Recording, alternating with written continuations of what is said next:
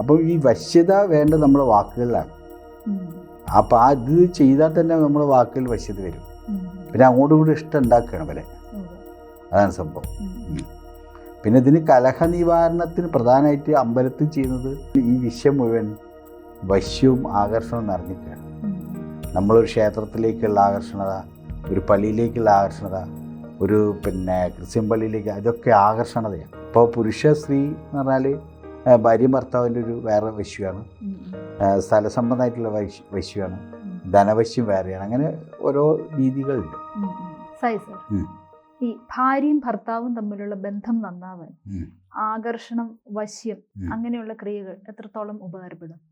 അത് ഒരു ഉപകാരം എന്ന് പറഞ്ഞാൽ ഉപകാരം തന്നെയാണ് അതുകൊണ്ടുണ്ടാകുക. അത് ആകർഷണത്തിന് ഒരുപാട് കാര്യങ്ങളുണ്ട്, അതിന് മന്ത്രങ്ങളുണ്ട്. അതിപ്പോൾ മേഡം ഉദ്ദേശിക്കുന്നത് പല രീതിയിൽ ആകർഷണമാണ്. ഒരാകർഷണമല്ല. അതായത് ഒരു ജോലിക്കുള്ളൊരു ആകർഷണം വേറെയാണ്, ഒരു കച്ചവടത്തിനുള്ള ആകർഷണം വേറെയാണ്, ഒരു ഭാര്യ ഭർത്തൃ ബന്ധത്തിൻ്റെ ആകർഷണം വേറെയാണ്. ഇതിലൊക്കെ വിഭിന്നമായ മന്ത്രങ്ങളാണ്. അപ്പോൾ അത് നമ്മൾ മന്ത്രം മാത്രം പോരാ, അതിന് ചില ക്രിയകളുണ്ട്, മരുന്നുകളുണ്ട്. അങ്ങനെ എല്ലാം കൂടി കൂട്ടിയിട്ടാണ് അത് ചെയ്യുക. അത് ശരിക്കും ഗുണം ചെയ്യുമോ? 100% ഗുണം ചെയ്യും. പക്ഷേ എന്താ തരാറ് വെച്ചാൽ നമ്മളത് ഇവർ അത് ചെയ്തു കഴിഞ്ഞാൽ, ഇപ്പോൾ നമ്മൾ ആകർഷിക്കുന്ന വരെ ഉണ്ടാവുള്ളൂ. അത് കഴിഞ്ഞാൽ പിന്നെ ഇത് കഴിഞ്ഞു. ഞാൻ പറഞ്ഞ മനസ്സിലായോ? ഇപ്പോൾ പ്രശ്നം തീരുന്നവരെ പ്രശ്നത്തിന് പ്രാധാന്യമുള്ളൂ എന്ന് പറഞ്ഞ മാതിരിയാണ് അതിൻ്റെ പ്രശ്നം. പിന്നെ മിക്ക ആൾക്കാരും അത് കഴിഞ്ഞ് ഒഴിവാക്കും. അതാണ് അതിൻ്റെ പ്രശ്നം. മറ്റുള്ളവർ സ്ഥിരമായിട്ട് നിർത്തേണ്ട കാര്യമില്ല, ആ കാര്യം നടക്കുന്ന വരെ ഉള്ളൂ. അതിപ്പോൾ ഇപ്പം നമ്മൾ ഭാര്യയുടെയും ഭർത്താവിൻ്റെയും കാര്യമാണ് ഇപ്പം നമ്മൾ സംസാരിച്ചത്.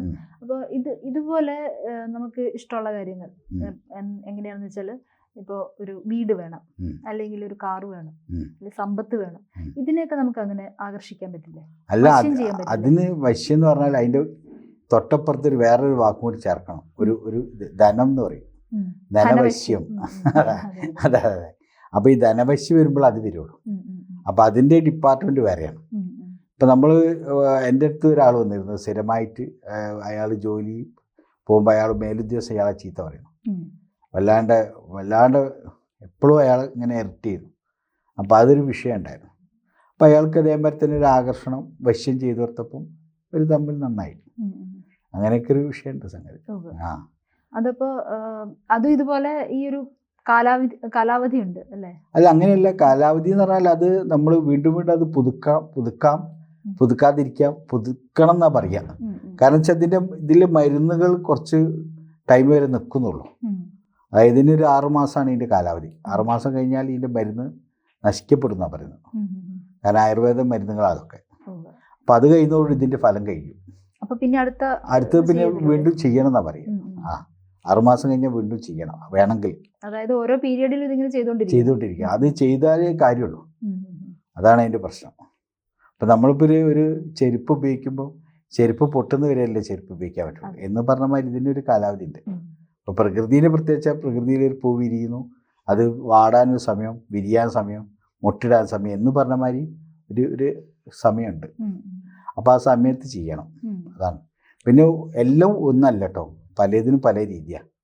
ഇപ്പോൾ പുരുഷ സ്ത്രീ എന്ന് പറഞ്ഞാൽ ഭാര്യയും ഭർത്താവിൻ്റെ ഒരു വേറെ വശ്യമാണ്, സ്ഥലസംബന്ധമായിട്ടുള്ള വശ്യമാണ്, ധനവശ്യം വേറെയാണ്. അങ്ങനെ ഓരോ രീതികളുണ്ട്. അതാണ് സംഭവം. ഈ പുരുഷൻ സ്ത്രീയുടെ കാര്യം പറഞ്ഞു. ഇപ്പൊ ഭാര്യയും ഭർത്താവും തമ്മിൽ എന്തെങ്കിലും പ്രശ്നമുള്ളപ്പോഴാണല്ലോ വശ്യത്തിന്റെ ആവശ്യം വരുന്നത്, അല്ലെങ്കിൽ അവർ വേറെ എന്തെങ്കിലും ബന്ധങ്ങളിലേക്ക് പോകുമ്പോൾ ഒക്കെയാണല്ലോ. അപ്പൊ അങ്ങനെയുള്ള സമയത്ത് നമുക്കിത് ചെയ്യാൻ പറ്റില്ലേ? അത് ചെയ്യാൻ പറ്റും. ഞാൻ പിന്നെ കുറച്ച് കാര്യങ്ങളൊക്കെ അവരോട് ചോദിച്ച് മനസ്സിലാക്കും.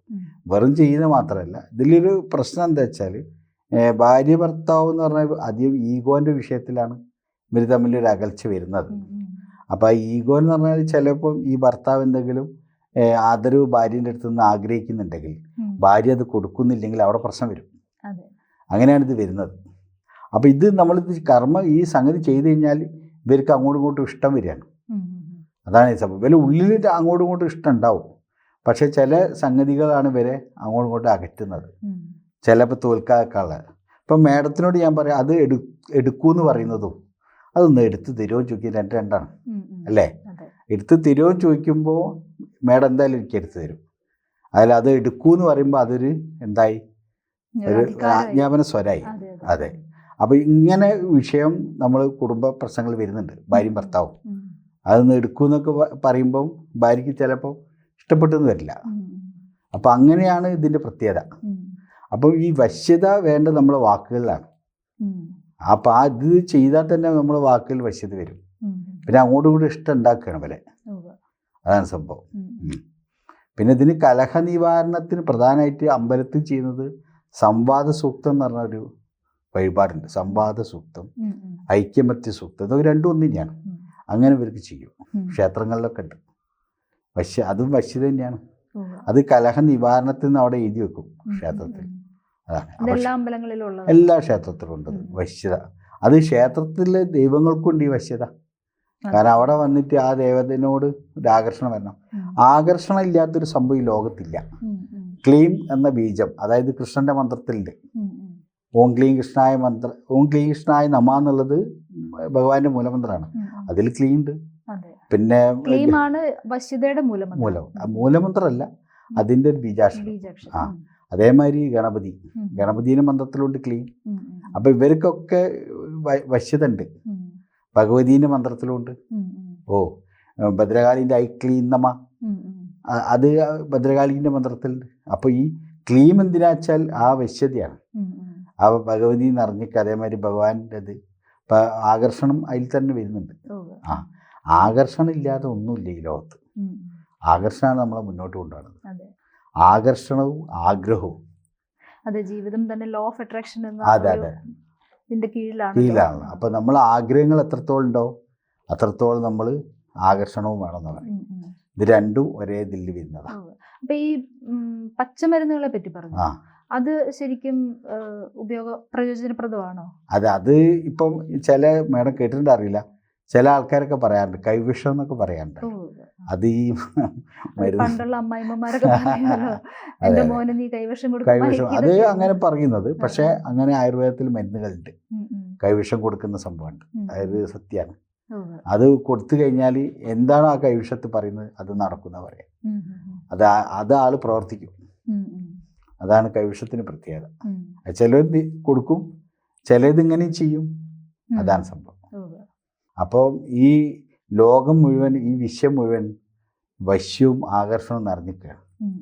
നമ്മളൊരു ക്ഷേത്രത്തിലേക്കുള്ള ആകർഷണത, ഒരു പള്ളിയിലേക്കുള്ള ആകർഷണത, ഒരു ക്രിസ്ത്യൻ പള്ളിയിലേക്ക്, അതൊക്കെ ആകർഷണതയാണ്. ഈ ആകർഷണത എല്ലാത്തിലുമുണ്ട്. ഇപ്പം ചില ആൾക്കാർ കണ്ടില്ലേ, നമ്മളിപ്പോൾ ഒരു സിനിമാ നടി വിചാരിക്കുക, ആ സിനിമാ നടിക്ക് ഒരു സിനിമയിലേക്ക് ആകർഷണം വേണം, അവർക്ക് അഭിനയിക്കാനുള്ള ആകർഷണം വേണം, മൊത്തത്തിൽ ആകർഷണമാണ്. അവർക്ക് സാമ്പത്തിക ആകർഷണം വേണം, അപ്പോഴേ അവർ നിലനിൽക്കുള്ളൂ. അത് ആകർഷിക്കണം. അപ്പം ഈ ആകർഷണം ഇല്ലാത്തൊരു സംഗതി ഇല്ലാത്തില്ല. അതൊരു പാപമല്ല. അപ്പൊ പാപം പലരും വരുത്തുന്നുണ്ട്. അല്ല, വശ്യം എന്നുള്ള വാക്ക് തന്നെ, അല്ല വശ്യം എന്ന് പറഞ്ഞാൽ ഒരു പേടി കൂടി ഇട്ടാണ് കാണുന്നത്. അതങ്ങനെ ആയതാണ്. കാരണം അതിലേക്ക് പോകരുത് എന്നുള്ള രീതിയാണ്. അതാണ് വിഷയം. ജ്യോതിഷമോ വാസ്തുവോ പൂജയോ നിങ്ങൾക്ക് ആവശ്യമുണ്ടോ? താഴെ കാണുന്ന നമ്പറിൽ വാട്സപ്പ് ചെയ്യൂ. നിങ്ങൾ ചെയ്യേണ്ടത് ഇത്രമാത്രം: താഴെ കാണുന്ന നമ്പർ നിങ്ങളുടെ മൊബൈലിൽ സേവ് ചെയ്യൂ. അതിനുശേഷം ഞങ്ങളുടെ നമ്പറിലേക്ക് വാട്സപ്പിലേക്ക് ഹായ് അയയ്ക്കും. ജ്യോതിഷ സംബന്ധമായ എല്ലാ ആവശ്യങ്ങൾക്കും ABC മലയാളം നിങ്ങളോടൊപ്പമുണ്ട്. സമ്പൂർണ്ണ ജാതകം, സാധാരണ ജാതകമല്ല, സമ്പൂർണ്ണ ജാതകം. 75 പേജുകളടങ്ങിയ സമ്പൂർണ്ണ ജാതകം 250 രൂപയ്ക്ക് നിങ്ങളുടെ കൈകളിലേക്ക്. അതിനായി നിങ്ങൾ ചെയ്യേണ്ടത് ഇത്രമാത്രം: താഴെ കാണുന്ന നമ്പറിൽ ബന്ധപ്പെടുക. ജ്യോതിഷവുമായി ബന്ധപ്പെട്ട എല്ലാ വിശേഷങ്ങളും നിങ്ങളിലേക്കെത്താൻ ABC ജ്യോതിഷം സബ്സ്ക്രൈബ് ചെയ്യുക.